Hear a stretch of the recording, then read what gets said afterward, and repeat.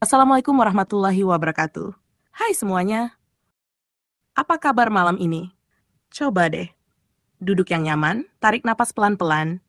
Karena malam ini kita nggak cuma dengerin cerita, tapi menyelam ke sisi batin, ke dunia yang tenang, tapi penuh makna. Malam ini kita bakal ngobrol tentang rahasia weton Jawa. Tentang watak, takdir, dan energi batin yang katanya bisa ngaruh ke arah hidup seseorang. Tapi ingat ya, ini bukan ramalan nasib. Ini cuma cermin, supaya kita bisa kenal diri sendiri lebih dalam.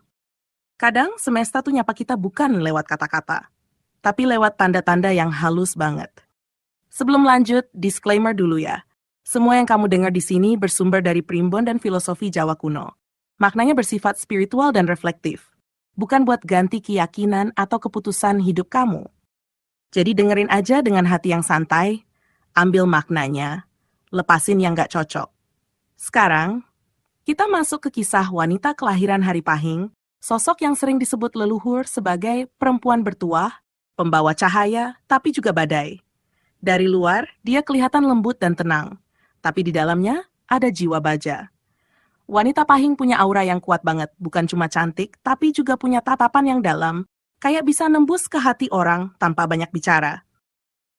Dia tahu apa yang dia mau, dan dia berani ngejar itu.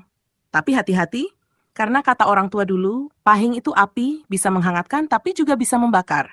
Kalau dia kecewa, dia nggak bakal meledak. Dia cuma diam. Tapi diamnya itu bisa bikin orang lain merasa bersalah tanpa tahu kenapa.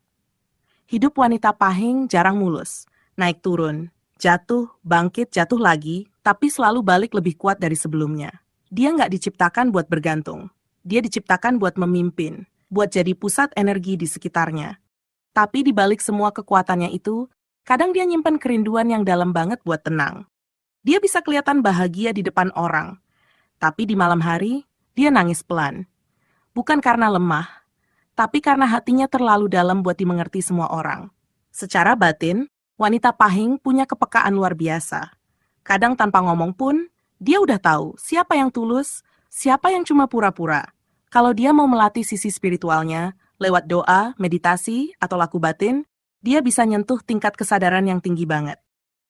Tapi kalau dia terlalu larut dalam ambisi dunia, hidupnya bisa terasa kosong. Karena sejatinya, seperti kata leluhur, kekuatan pahing bukan untuk menguasai, tapi untuk menuntun. Dalam urusan cinta, wanita pahing itu selektif banget. Banyak yang deketin, tapi jarang yang benar-benar bisa masuk ke ruang hatinya. Dia nggak cari yang sempurna. Dia cari jiwa yang nyambung secara batin. Kalau udah cocok, dia bakal setia luar biasa. Tapi kalau disakiti, dia nggak ribut, nggak drama. Dia cuma pelan-pelan mundur, ninggalin luka yang dalam di hati pasangannya. Cocoknya, wanita pahing paling serasi sama pria kliwon dan wagi. Karena mereka punya ketenangan batin yang bisa menyeimbangkan energi besar pahing. Sementara sama pria legi, awalnya bisa manis banget, tapi seringkali gampang panas kalau dua-duanya sama-sama keras kepala. Wanita pahing itu bukan cuma perempuan biasa. Dia adalah perpaduan antara kecerdasan, intuisi tajam, dan kekuatan batin yang nyaris mistik. Dia bisa jadi cahaya bagi yang siap memahami, tapi juga badai bagi yang merendahkannya. Hati wanita pahing itu seperti laut, tenang di permukaan tapi di dasarnya ada ombak besar, yang cuma bisa dimengerti oleh jiwa yang berani menyelam cukup dalam. Makasih ya, udah dengerin sampai akhir. Semoga kisah ini bantu kamu buat lebih kenal diri sendiri dan mungkin ngerti kenapa semesta menulis jalanmu seperti sekarang. Kita bakal lanjut di episode berikutnya tentang wanita legi yang lembut tapi punya kekuatan batin yang manis dan menenangkan. Sampai ketemu lagi. Wassalamualaikum warahmatullahi wabarakatuh.